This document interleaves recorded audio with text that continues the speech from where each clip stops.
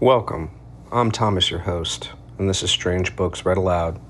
The books here are old, strange, and beautiful, meant to be heard slowly, at the edge of sleep or in quiet study. Tonight we've got a good one, the Horla.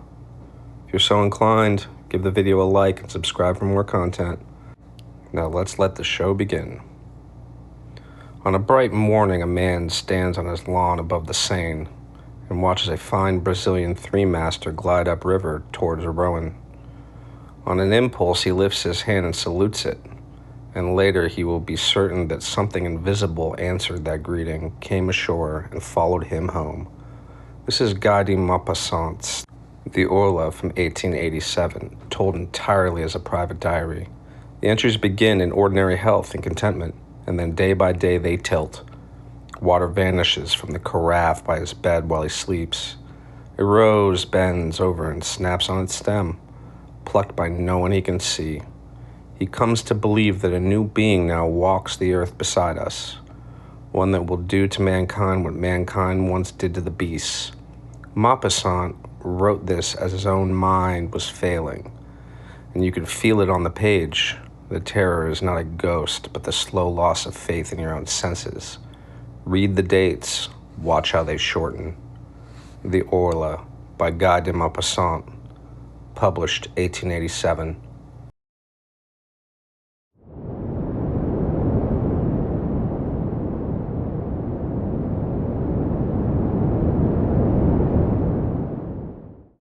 May 8.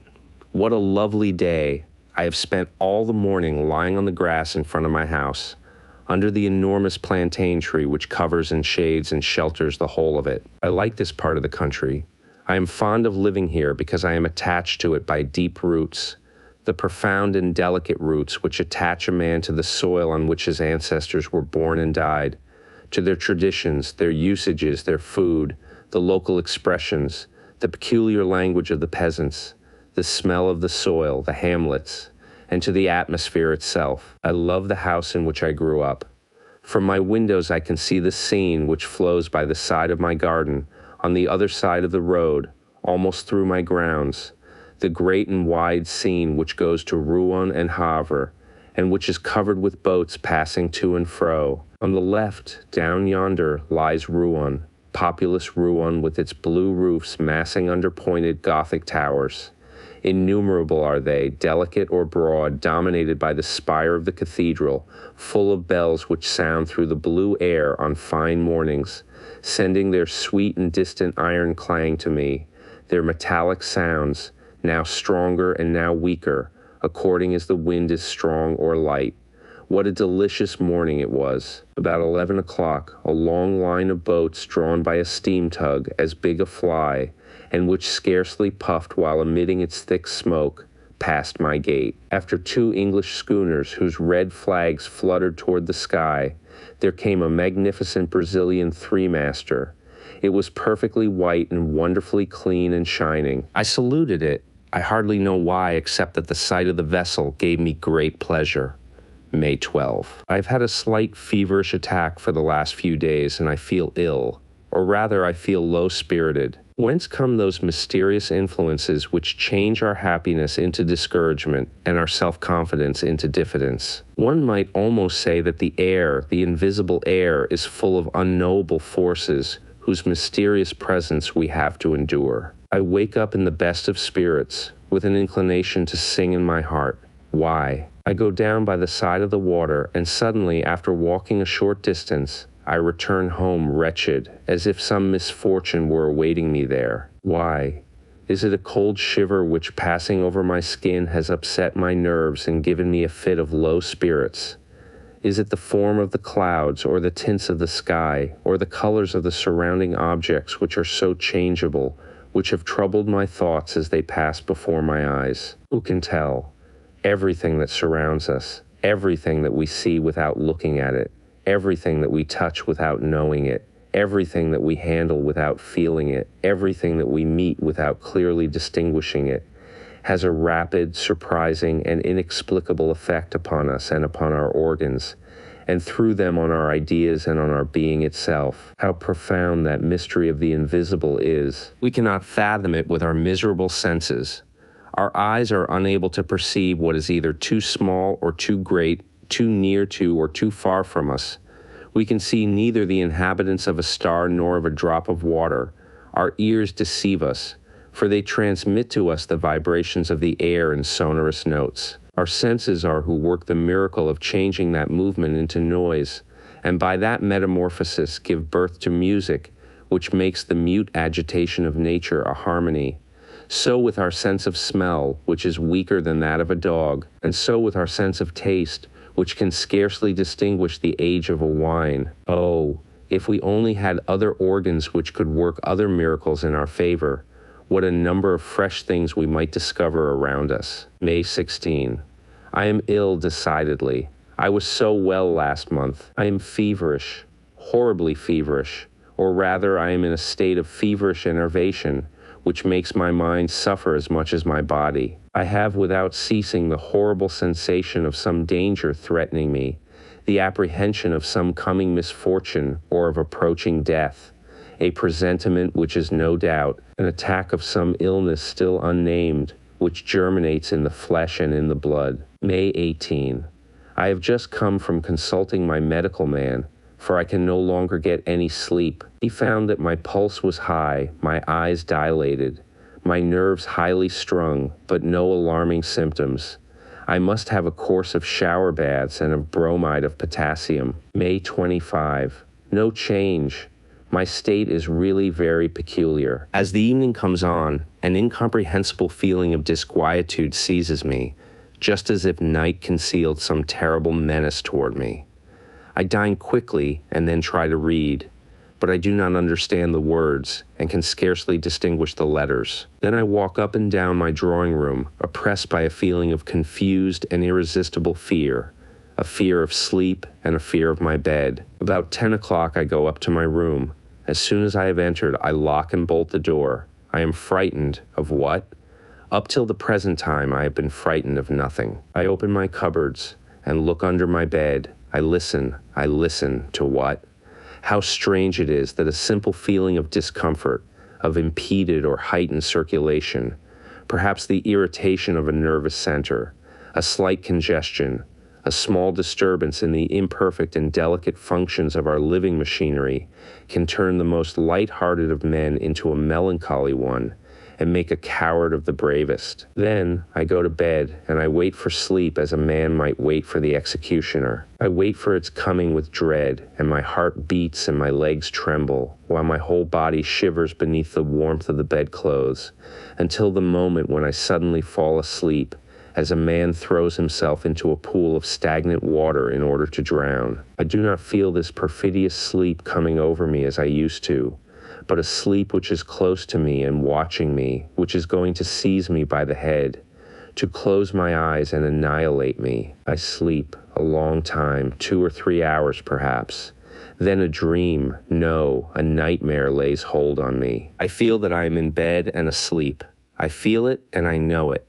And I feel also that somebody is coming close to me, is looking at me, touching me, is getting onto my bed, is kneeling on my chest, is taking my neck between his hands and squeezing it with all his might in order to strangle me. I struggle, bound by that terrible powerlessness which paralyzes us in our dreams. I try to cry out, but I cannot. I want to move, I cannot. I try, with the most violent efforts and out of breath, to turn over and throw off this being which is crushing and suffocating me. I cannot. And then suddenly I wake up, shaken and bathed in perspiration. I light a candle and find that I am alone. And after that crisis, which occurs every night, I at length fall asleep and slumber tranquilly till morning. June 2. My state has grown worse. What is the matter with me? The bromide does me no good, and the shower baths have no effect whatever. Sometimes, in order to tire myself out, though I am fatigued enough already, I go for a walk in the forest of Rumar. I used to think at first that the fresh light and soft air, impregnated with the odor of herbs and leaves, would instill new life into my veins and impart fresh energy to my heart. One day I turned into a broad ride in the wood, and then I diverged toward La Boule through a narrow path between 2 rows of exceedingly tall trees, which placed a thick, green, almost black roof between the sky and me. A sudden shiver ran through me, not a cold shiver, but a shiver of agony, and so I hastened my steps, uneasy at being alone in the wood, frightened stupidly and without reason at the profound solitude. Suddenly it seemed as if I were being followed, that somebody was walking at my heels, close, quite close to me, near enough to touch me. I turned round suddenly, but I was alone. I saw nothing behind me except the straight, broad ride, empty and bordered by high trees, horribly empty. On the other side also it extended until it was lost in the distance and looked just the same, terrible. I closed my eyes. Why? And then I began to turn round on one heel very quickly, just like a top. I nearly fell down and opened my eyes. The trees were dancing round me and the earth heaved. I was obliged to sit down. Then, I no longer remembered how I had come. What a strange idea. What a strange, strange idea. I did not the least know. I started off to the right and got back into the avenue which had led me into the middle of the forest. June 3. I have had a terrible night. I shall go away for a few weeks, for no doubt a journey will set me up again. July 2. I have come back, quite cured, and have had a most delightful trip into the bargain. I have been to Mont Saint-Michel, which I had not seen before. What a sight when one arrives as I did, at Avranches toward the end of the day. The town stands on a hill, and I was taken into the public garden at the extremity of the town. I uttered a cry of astonishment. An extraordinarily large bay lay extended before me, as far as my eyes could reach, between two hills which were lost to sight in the mist, and in the middle of this immense yellow bay, under a clear golden sky, a peculiar hill rose up, somber and pointed in the midst of the sand. The sun had just disappeared, and under the still flaming sky stood out the outline of that fantastic rock which bears on its summit a picturesque monument. At daybreak I went to it. The tide was low, as it had been the night before, and I saw that wonderful abbey rise up before me as I approached it. After several hours walking, I reached the enormous mass of rock which supports the little town, dominated by the great church. Having climbed the steep and narrow street, I entered the most wonderful Gothic building that has ever been erected to God on earth. Large as a town, and full of low rooms which seem buried beneath vaulted roofs, and of lofty galleries supported by delicate columns. I entered this gigantic granite jewel, which is as light in its effect as a bit of lace, and is covered with towers, with slender belfries to which spiral staircases ascend.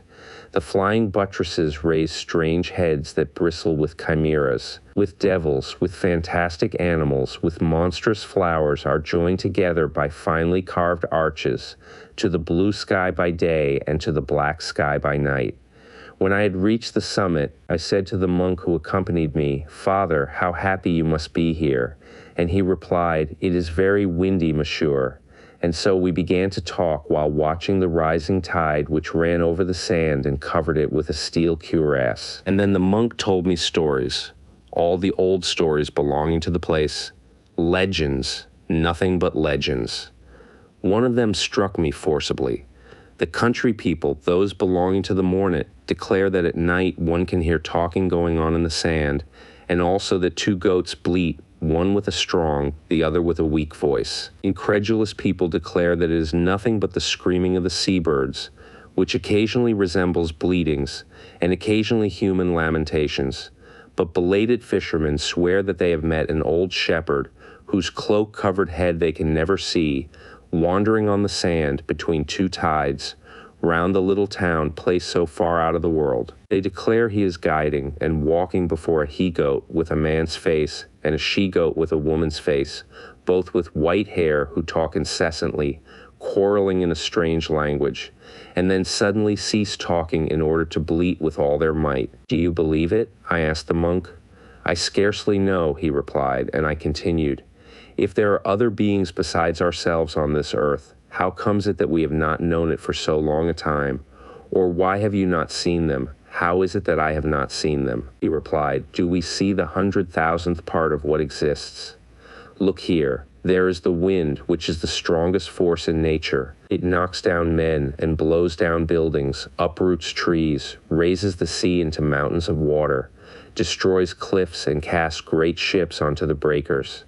It kills, it whistles, it sighs, it roars. But have you ever seen it, and can you see it? Yet it exists for all that. I was silent before this simple reasoning. That man was a philosopher, or perhaps a fool. I could not say which exactly, so I held my tongue. What he had said had often been in my own thoughts.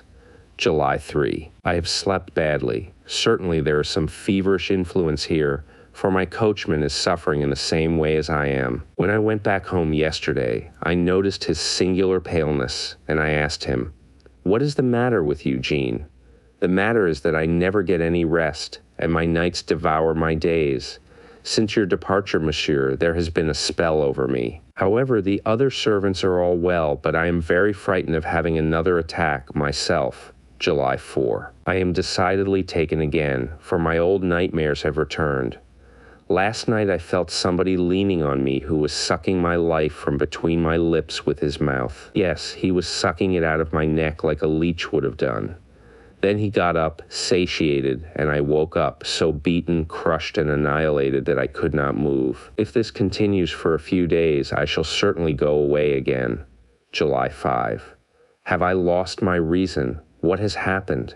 What I saw last night is so strange that my head wanders when I think of it. As I do now every evening, I had locked my door. Then, being thirsty, I drank half a glass of water, and I accidentally noticed that the water bottle was full up to the cut glass stopper. Then I went to bed and fell into one of my terrible sleeps, from which I was aroused in about 2 hours by a still more terrible shock. Picture to yourself a sleeping man who is being murdered, who wakes up with a knife in his chest, a gurgling in his throat, is covered with blood, can no longer breathe, is going to die, and does not understand anything at all about it.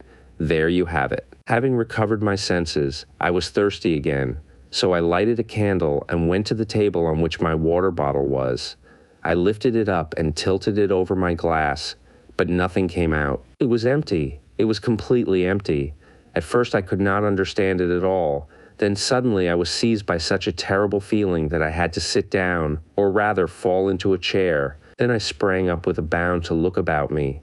Then I sat down again, overcome by astonishment and fear, in front of the transparent crystal bottle. I looked at it with fixed eyes, trying to solve the puzzle, and my hands trembled. Somebody had drunk the water, but who? I? I, without any doubt. It could surely only be I. In that case, I was a somnambulist, was living, without knowing it, that double mysterious life which makes us doubt whether there are not two beings in us, whether a strange, unknowable, and invisible being does not, during our moments of mental and physical torpor, animate the inert body, forcing it to a more willing obedience than it yields to ourselves. Oh, who will understand my horrible agony? Who will understand the emotion of a man sound in mind, wide awake, full of sense, who looks in horror at the disappearance of a little water while he was asleep through the glass of a water bottle? And I remained sitting until it was daylight, without venturing to go to bed again. July 6. I am going mad. Again, all the contents of my water bottle have been drunk during the night, or rather I have drunk it. But is it I? Is it I? Who could it be? Who? Oh, God, am I going mad? Who will save me? July 10. I have just been through some surprising ordeals. Undoubtedly, I must be mad. And yet, on July 6, before going to bed, I put some wine, milk, water, bread, and strawberries on my table. Somebody drank. I drank. All the water and a little of the milk, but neither the wine, nor the bread, nor the strawberries were touched. On the 7th of July, I renewed the same experiment, with the same results, and on July 8, I left out the water and the milk, and nothing was touched. Lastly, on July 9, I put only water and milk on my table, taking care to wrap up the bottles in white muslin and to tie down the stoppers. Then I rubbed my lips, my beard, and my hands with pencil lead, and went to bed. Deep slumber seized me, soon followed by a terrible awakening. I had not moved, and my sheets were not marked. I rushed to the table. The muslin round the bottles remained intact. I undid the string, trembling with fear. All the water had been drunk, and so had the milk. Ah, great God, I must start for Paris immediately. July 12. Paris. I must have lost my head during the last few days. I must be the plaything of my enervated imagination, unless I am really a somnambulist, or I have been brought under the power of one of those influences, hypnotic suggestion, for example, which are known to exist, but have hitherto been inexplicable. In any case, my mental state bordered on madness, and 24 hours of Paris sufficed to restore me to my equilibrium. Yesterday, after doing some business and paying some visits, which instilled fresh and invigorating mental air into me, I wound up my evening at the Théâtre Français. A drama by Alexandre Dumas the Younger was being acted, and his brilliant and powerful play completed my cure. Certainly, solitude is dangerous for active minds. We need men who can think and can talk around us. When we are alone for a long time, we people space with phantoms. I returned along the boulevards to my hotel in excellent spirits. Amid the jostling of the crowd, I thought, not without irony, of my terrors and surmises of the previous week, because I believed, yes, I believed, that an invisible being lived beneath my roof. How weak our mind is, how quickly it is terrified and unbalanced as soon as we are confronted with a small, incomprehensible fact. Instead of dismissing the problem with, "We do not understand because we cannot find the cause," we immediately imagine terrible mysteries and supernatural powers. July 14, Fête of the Republic. I walked through the streets, and the crackers and flags amused me like a child. Still, it is very foolish to make merry on a set date by government decree. People are like a flock of sheep, now steadily patient, now in ferocious revolt. Say to it, amuse yourself, and it amuses itself. Say to it, go and fight with your neighbor, and it goes and fights. Say to it, vote for the emperor, and it votes for the emperor. Then say to it, vote for the republic, and it votes for the republic. Those who direct it are stupid too, but instead of obeying men, they obey principles, a course which can only be foolish, ineffective, and false, for the very reason that principles are ideas which are considered as certain and unchangeable. Whereas in this world one is certain of nothing, since light is an illusion and noise is deception. July 16. I saw some things yesterday that troubled me very much. I was dining at my cousin's, Madame Sablé, whose husband is colonel of the 76 Chasseurs at Limoges. There were two young women there, one of whom had married a medical man, Dr. Parent, who devotes himself a great deal to nervous diseases and to the extraordinary manifestations which just now experiments in hypnotism and suggestion are producing. He related to us at some length the enormous results obtained by English scientists and the doctors of the medical school at Nancy, and the facts which he adduced appeared to me so strange that I declared that I was altogether incredulous. We are, he declared, on the point of discovering one of the most important secrets of nature, I mean to say, one of its most important secrets on this earth. For assuredly there are some up in the stars yonder of a different kind of importance. Ever since man has thought, since he has been able to express and write down his thoughts, he has felt himself close to a mystery which is impenetrable to his coarse and imperfect senses, and he endeavors to supplement the feeble penetration of his organs by the efforts of his intellect. As long as that intellect remained in its elementary stage, this intercourse with invisible spirits assumed forms which were commonplace though terrifying. Then sprang the popular belief in the supernatural, the legends of wandering spirits, of gnomes, of ghosts. I might even say the conception of God, for our ideas of the workman creator, from whatever religion they may have come down to us, are certainly the most mediocre, the stupidest, and the most unacceptable inventions that ever sprang from the frightened brain of any human creature. Nothing is truer than what Voltaire says. If God made man in his own image, man has certainly paid him back again. But for rather more than a century, men seem to have had a presentiment of something new. Mesmer and some others have put us on an unexpected track, and within the last 2 or 3 years especially, we have arrived at results really surprising. My cousin, who is also very incredulous, smiled, and Dr. Parent said to her, Would you like me to try and send you to sleep, madame? She sat down in an easy chair, and he began to look at her fixedly, as if to fascinate her. I suddenly felt myself somewhat discomposed. My heart beat rapidly, and I had a choking feeling in my throat. I saw that Madame Sablé's eyes were growing heavy, her mouth twitched, and her bosom heaved, and at the end of 10 minutes she was asleep. Go behind her, the doctor said to me, so I took a seat behind her. He put a visiting card into her hands and said to her, "This is a looking glass. What do you see in it?" She replied, "I see my cousin." "What is he doing?" "He is twisting his mustache. He is taking a photograph out of his pocket." "Whose photograph is it?" That was true, for the photograph had been given me that same evening at the hotel. "What is his attitude in this portrait?" "He is standing up with his hat in his hand." She saw these things in that card, in that piece of white pasteboard, as if she had seen them in a looking glass. The young women were frightened and exclaimed, "That is quite enough." Quite enough. But the doctor said to her authoritatively, "You will get up at 8 o'clock tomorrow morning. Then you will go and call on your cousin at his hotel and ask him to lend you the 5,000 francs which your husband asks of you, and which he will ask for when he sets out on his coming journey." Then he woke her up. On returning to my hotel, I thought over this curious seance, and I was assailed by doubts, not as to my cousin's absolute and undoubted good faith, for I had known her as well as if she had been my own sister ever since she was a child, but as to a possible trick on the doctor's part. Had not he, perhaps, kept a glass hidden in his hand, which he showed to the young woman in her sleep at the same time as he did the card? Professional conjurers do things which are just as singular. However, I went to bed, and this morning, at about 8:30, I was awakened by my footman, who said to me, "Madame Sablé has asked to see you immediately, monsieur." I dressed hastily and went to her. She sat down in some agitation, with her eyes on the floor, and without raising her veil said to me, "My dear cousin, I am going to ask a great favor of you." "What is it, cousin?" "I do not like to tell you, and yet I must. I am in absolute want of 5,000 francs.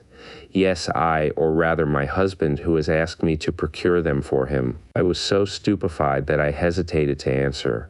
I asked myself whether she had not really been making fun of me with Dr. Parent, if it were not merely a very well-acted farce which had been got up beforehand.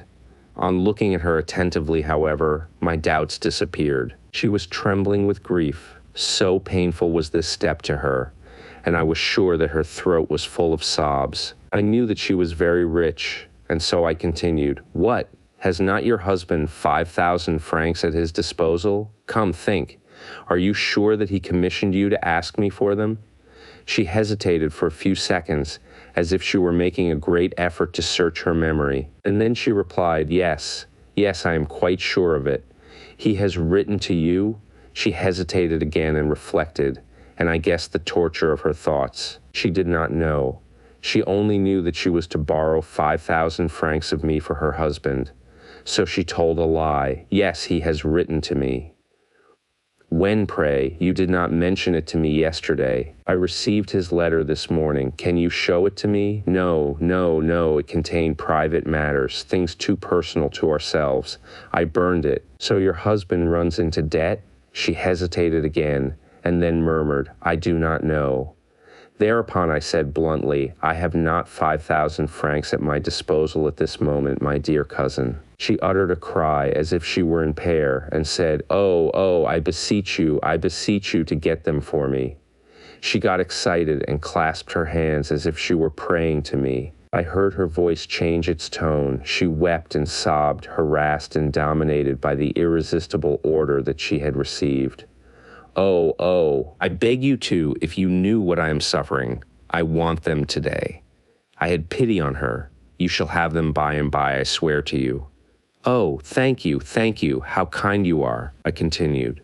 "Do you remember what took place at your house last night? Do you remember that Dr. Parent sent you to sleep?" "Oh, very well then, he ordered you to come to me this morning to borrow 5,000 francs, and at this moment you are obeying that suggestion." She considered for a few moments, and then replied, "But as it is my husband who wants them," for a whole hour I tried to convince her, but could not succeed, and when she had gone I went to the doctor. He was just going out, and he listened to me with a smile and said, Do you believe now? Yes, I cannot help it. Let us go to your cousin's. She was already resting on a couch, overcome with fatigue. The doctor felt her pulse, looked at her for some time with one hand raised toward her eyes, which she closed by degrees under the irresistible power of this magnetic influence. When she was asleep, he said, "Your husband does not require the 5,000 francs any longer. You must therefore forget that you asked your cousin to lend them to you, and if he speaks to you about it, you will not understand him." Then he woke her up, and I took out a pocketbook and said, "Here is what you asked me for this morning, my dear cousin." But she was so surprised that I did not venture to persist. Nevertheless, I tried to recall the circumstance to her, but she denied it vigorously, thought that I was making fun of her, and in the end very nearly lost her temper. There, I have just come back, and I have not been able to eat any lunch, for this experiment has altogether upset me. July 19. Many people to whom I have told the adventure have laughed at me. I no longer know what to think. The wise man says, perhaps. July 21. I dined at Bougival, and then I spent the evening at a boatman's ball.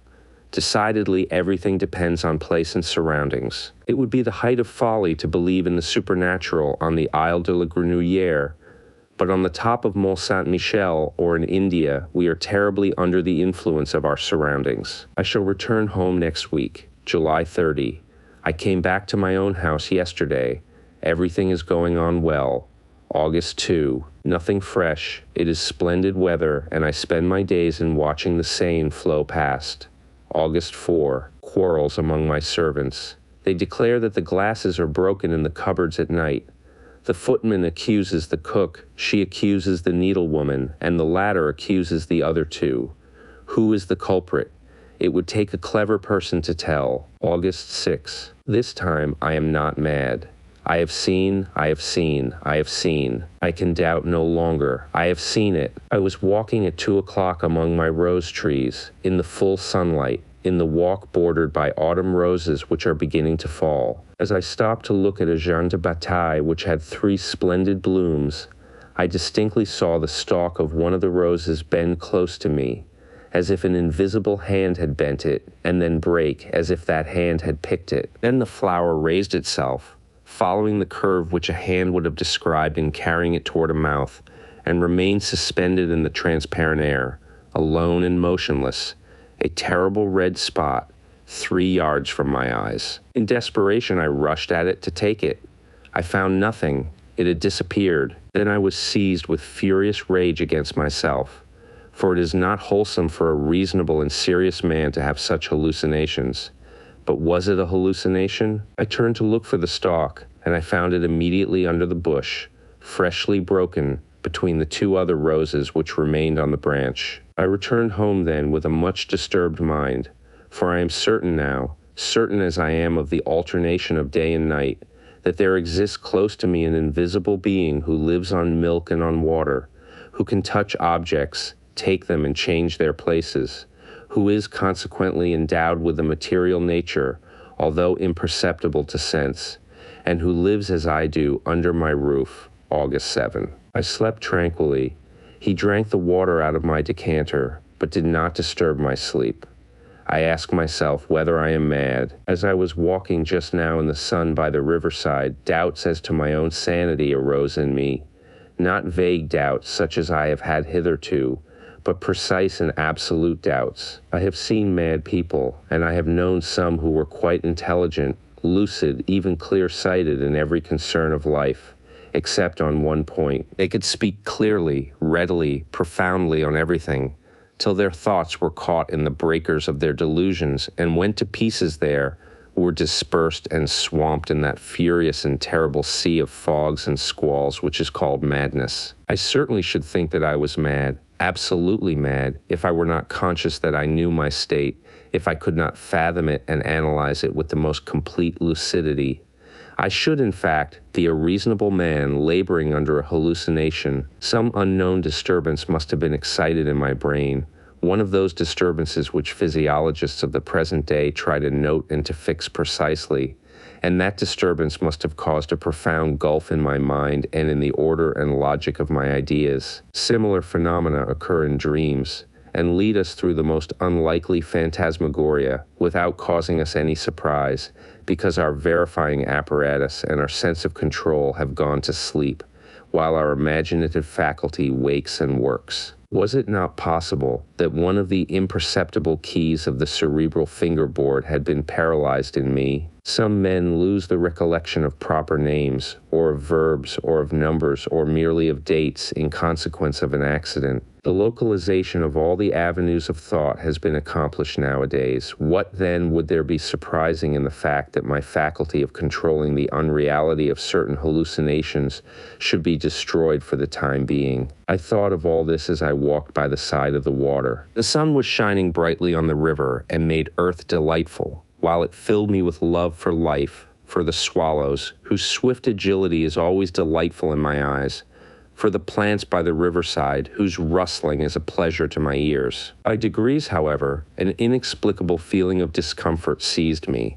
It seemed to me as if some unknown force were numbing and stopping me, were preventing me from going further, and were calling me back. I felt that painful wish to return which comes on you when you have left a beloved invalid at home, and are seized by a presentiment that he is worse. I therefore returned despite of myself, feeling certain that I should find some bad news awaiting me, a letter or a telegram. There was nothing, however, and I was surprised and uneasy, more so than if I had another fantastic vision. August 8. I spent a terrible evening yesterday. He does not show himself any more, but I feel that he is near me, watching me, looking at me, penetrating me, dominating me, and more terrible to me when he hides himself thus, than if he were to manifest his constant and invisible presence by supernatural phenomena. However, I slept. August 9. Nothing, but I am afraid. August 10. Nothing, but what will happen tomorrow. August 11. Still nothing. I cannot stop at home with this fear hanging over me and these thoughts in my mind. I shall go away. August 12. 10 o'clock at night. All day long I have been trying to get away and have not been able. I contemplated a simple and easy act of liberty, a carriage ride to Rouen, and I have not been able to do it. What is the reason?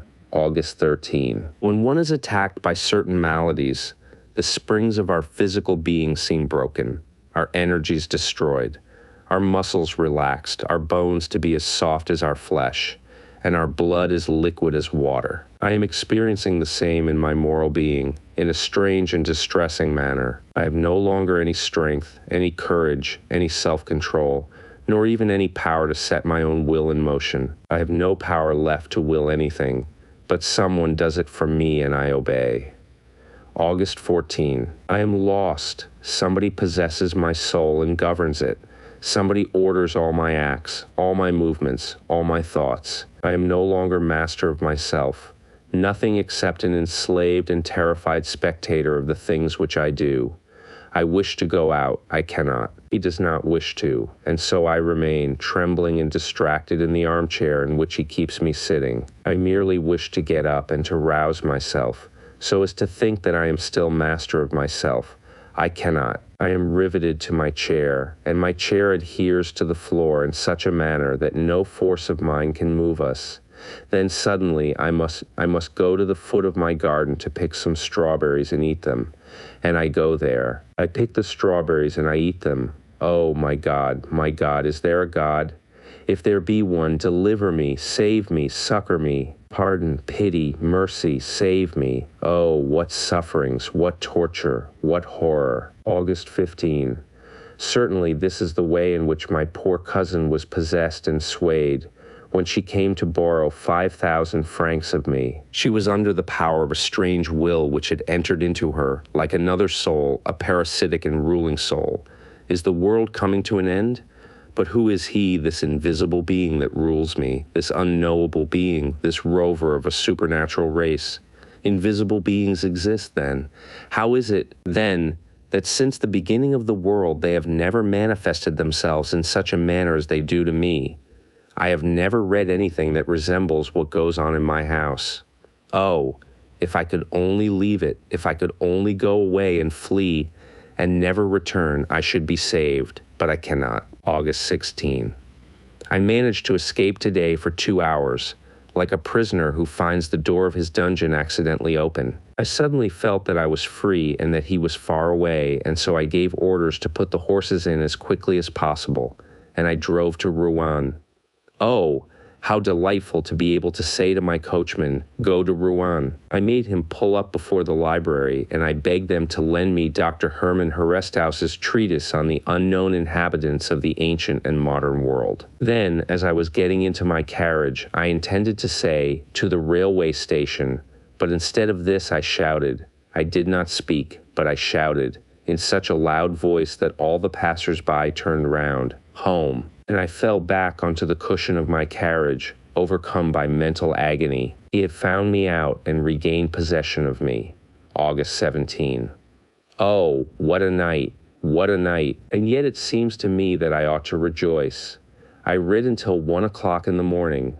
Heresthaus, doctor of philosophy and theogony, wrote the history and the manifestation of all those invisible beings which hover around man, or of whom he dreams. He describes their origin, their domains, their power, but none of them resembles the one which haunts me. One might say that man, ever since he has thought, has had a foreboding and a fear of a new being, stronger than himself, his successor in this world, and that, feeling him near, and not being able to foretell the nature of the unseen one, he has in his terror created the whole race of hidden beings, vague phantoms born of fear. Having therefore read until 1 o'clock in the morning, I went and sat down at the open window in order to cool my forehead and my thoughts in the calm night air.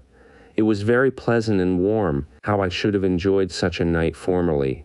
There was no moon, but the stars darted out their rays in the dark heavens.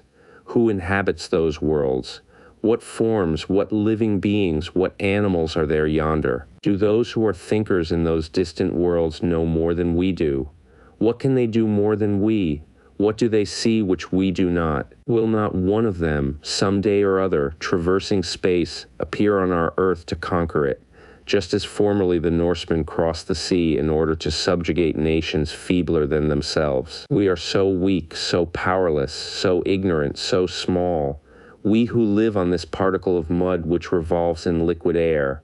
It fell asleep, dreaming thus in the cool night air. And then, having slept for about 3/4 of an hour, I opened my eyes without moving, awakened by an indescribably confused and strange sensation. At first I saw nothing, and then suddenly it appeared to me as if a page of the book, which had remained open on my table, turned over of its own accord. Not a breath of air had come in at my window, and I was surprised and waited. In about 4 minutes I saw with my own eyes, another page lift itself up and fall down on the others, as if a finger had turned it over.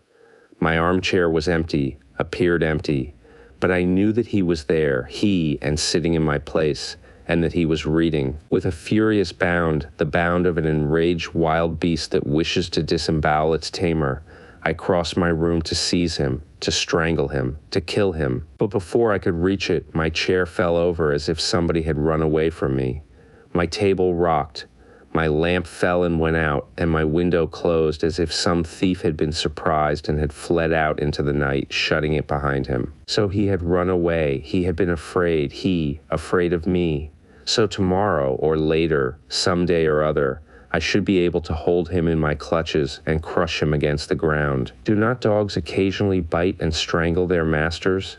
August 18. I had been thinking the whole day long, oh, yes, I will obey him, follow his impulses, fulfill all his wishes, show myself humble, submissive, a coward. He is the stronger, but an hour will come. August 19. I know all. I have just read the following in the Revue du Monde Scientifique. A curious piece of news comes to us from Rio de Janeiro. Madness, an epidemic of madness, which may be compared to that contagious madness which attacked the people of Europe in the Middle Ages, is at this moment raging in the province of São Paulo. The frightened inhabitants are leaving their houses, deserting their villages, abandoning their land, saying that they are pursued, possessed, governed like human cattle by invisible though tangible beings, by a species of vampire which feeds on their life while they are asleep, and which besides drinks water and milk without appearing to touch any other nourishment. Professor Don Pedro Enriquez, accompanied by several medical savants, has gone to the province of São Paulo in order to study the origin and the manifestations of this surprising madness on the spot, and to propose such measures to the emperor as may appear to him to be most fitted to restore the mad population to reason. I remember now that fine Brazilian three-master which passed in front of my windows as it was going up the Seine on the 8th of last May. I thought it looked so pretty, so white and bright, that being was on board of her, coming from there where its race sprang from. And it saw me, it saw my house, which was also white, and he sprang from the ship onto the land. Oh, good heavens! Now I know, I can divine, the reign of man is over, and he has come, he whom disquieted priests exorcised, whom sorcerers evoked on dark nights, without seeing him appear, he to whom the imaginations of the transient masters of the world lent all the monstrous or graceful forms of gnomes, spirits, genii, and familiar spirits. After the coarse conceptions of primitive fear, men more enlightened gave him a truer form. Mesmer divined him, and 10 years ago physicians accurately discovered the nature of his power, even before he exercised it himself. They played with that weapon of their new lord, the sway of a mysterious will over the human soul which had become enslaved. They called it mesmerism, hypnotism, suggestion, I know not what. I have seen them diverting themselves like rash children with this horrible power. Woe to us, woe to man. He has come, what does he call himself? I fancy that he is shouting out his name to me and I do not hear him. Yes, he is shouting it out. I am listening, I cannot repeat it. Horla, I have heard the Horla. It is he, the Horla. He has come. Aye, the vulture has eaten the pigeon. The wolf has eaten the lamb. The lion has devoured the sharp-horned buffalo. Man has killed the lion with an arrow, with a spear, with gunpowder. But the Horla will make of man what man has made of the horse and of the ox, his chattel, his slave, and his food by the mere power of his will. Woe to us. But nevertheless, sometimes the animal rebels and kills the man who has subjugated it. I shall be able to, but I must know him, touch him, see him. Learned men say that eyes of animals, as they differ from ours, do not distinguish as ours do, and my eye cannot distinguish this newcomer who is oppressing me. Why? Oh, now I remember the words of the monk at Mont Saint-Michel. Can we see the 100,000th part of what exists? Listen. There is the wind, which is the strongest force in nature. It knocks men down, blows down buildings, uproots trees, raises the sea into mountains of water, destroys cliffs, and casts great ships onto the breakers. It kills, it whistles, it sighs, it roars. Have you ever seen it, and can you see it? It exists for all that, however. And I went on thinking, my eyes are so weak, so imperfect, that they do not even distinguish hard bodies if they are as transparent as glass. If a glass without quicksilver behind it were to bar my way, I should run into it, just like a bird which has flown into a room breaks its head against the window panes. 1,000 things, moreover, deceive a man and lead him astray. How then is it surprising that he cannot perceive a new body which is penetrated and pervaded by the light? A new being. Why not? It was assuredly bound to come. Why should we be the last? We do not distinguish it like all the others created before us. The reason is that its nature is more delicate, its body finer and more finished than ours. Our makeup is so weak, so awkwardly conceived. Our body is encumbered with organs that are always tired, always being strained like locks that are too complicated. It lives like a plant and like an animal, nourishing itself with difficulty on air, herbs, and flesh.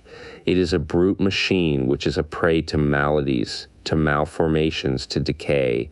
It is broken-winded, badly regulated, simple and eccentric, ingeniously yet badly made, a coarse and yet a delicate mechanism.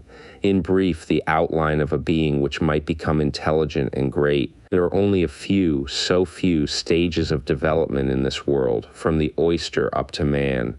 Why should there not be one more when once that period is accomplished which separates the successive products one from the other? Why not one more? Why not also other trees with immense, splendid flowers, perfuming whole regions? Why not other elements beside fire, air, earth, and water? There are four, only four, nursing fathers of various beings. What a pity! Why should not there be 40, 400, 4,000? How poor everything is, how mean and wretched, grudgingly given, poorly invented, clumsily made. Ah, the elephant and the hippopotamus, what power, and the camel, what suppleness. But the butterfly, you will say, a flying flower. I dream of one that should be as large as 100 worlds, with wings whose shape, beauty, colors, and motion I cannot even express. But I see it. It flutters from star to star, refreshing them and perfuming them with the light and harmonious breath of its flight, and the people up there gaze at it as it passes in an ecstasy of delight. What is the matter with me? It is he, the Horla, who haunts me, and who makes me think of these foolish things. He is within me. He is becoming my soul. I shall kill him. August 20, I shall kill him. I have seen him. Yesterday I sat down at my table and pretended to write very assiduously. I knew quite well that he would come prowling round me, quite close to me, so close that I might perhaps be able to touch him, to seize him. And then I should have the strength of desperation. I should have my hands, my knees, my chest, my forehead, my teeth to strangle him, to crush him, to bite him, to tear him to pieces. And I watched for him with all my overexcited nerves. I had lighted my 2 lamps and the 8 wax candles on my mantelpiece, as if by this light I should discover him. My bed, my old oak bed with its columns, was opposite to me.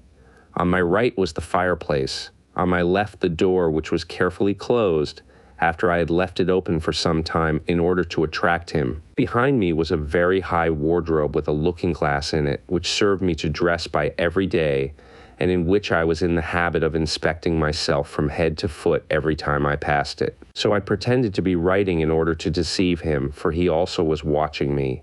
And suddenly I was certain, that he was reading over my shoulder, that he was there, almost touching my ear.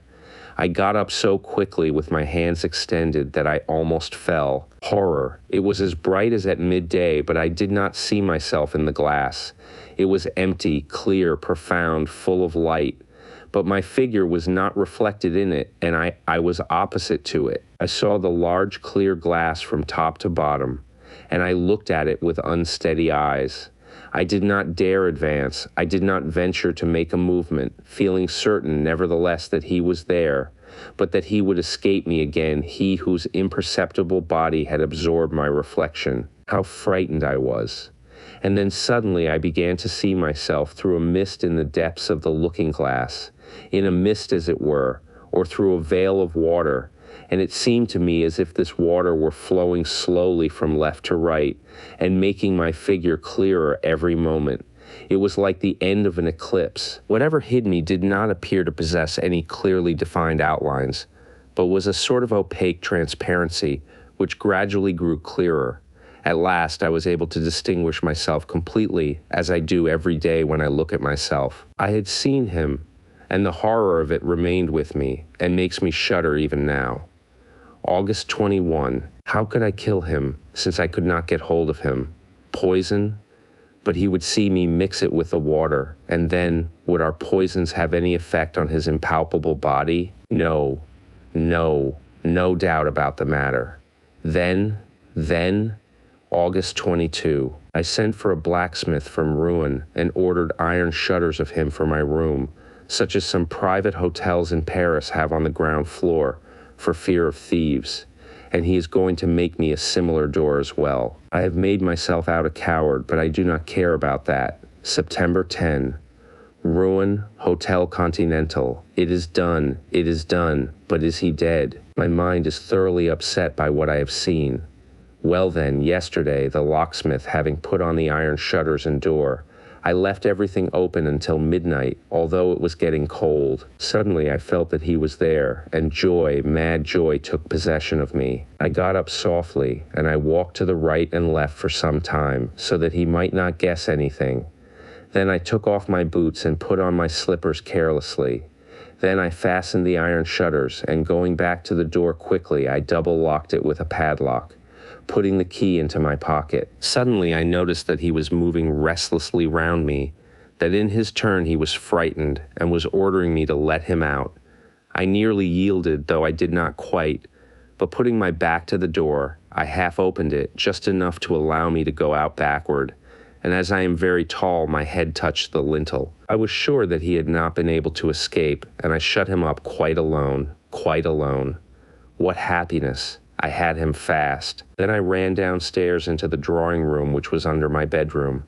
I took the 2 lamps and poured all the oil onto the carpet, the furniture, everywhere.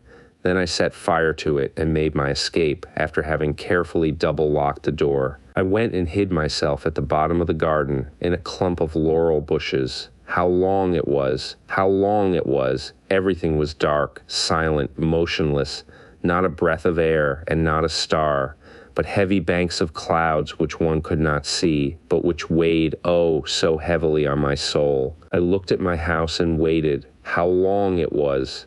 I already began to think that the fire had gone out of its own accord, or that he had extinguished it, when one of the lower windows gave way under the violence of the flames, and a long, soft, caressing sheet of red flame mounted up the white wall, and kissed it as high as the roof. The light fell onto the trees, the branches, and the leaves, and a shiver of fear pervaded them also. The birds awoke, a dog began to howl, and it seemed to me as if the day were breaking. Almost immediately, 2 other windows flew into fragments, and I saw that the whole of the lower part of my house was nothing but a terrible furnace. But a cry, a horrible, shrill, heart-rending cry, a woman's cry sounded through the night, and 2 garret windows were opened. I had forgotten the servants. I saw the terror-struck faces and the frantic waving of their arms. Then, overwhelmed with horror, I ran off to the village, shouting, "Help! Help! Fire! Fire!" meeting some people who were already coming onto the scene. I went back with them to see. By this time the house was nothing but a horrible and magnificent funeral pile, a monstrous pyre which lit up the whole country, a pyre where men were burning, and where he was burning also, he, my prisoner, that new being, the new master, the Horla. Suddenly the whole roof fell in between the walls, and a volcano of flames darted up to the sky. Through all the windows which opened onto that furnace, I saw the flames darting, and I reflected that he was there, in that kiln, dead. Dead, perhaps. His body was not his body, which was transparent, indestructible by such means as would kill ours, if he were not dead. Perhaps time alone has power over that invisible and redoubtable being. Why this transparent, unrecognizable body? This body belonging to a spirit, if it also had to fear ills, infirmities, and premature destruction. Premature destruction. All human terror springs from that. After man, the Horla. After him who can die every day, at any hour, at any moment, by any accident. He came, he who was only to die at his own proper hour and minute, because he had touched the limits of his existence. No, there is no doubt about it. He is not dead. Then, I suppose I must kill myself. This work is a translation and has a separate copyright status to the applicable copyright protections of the original content.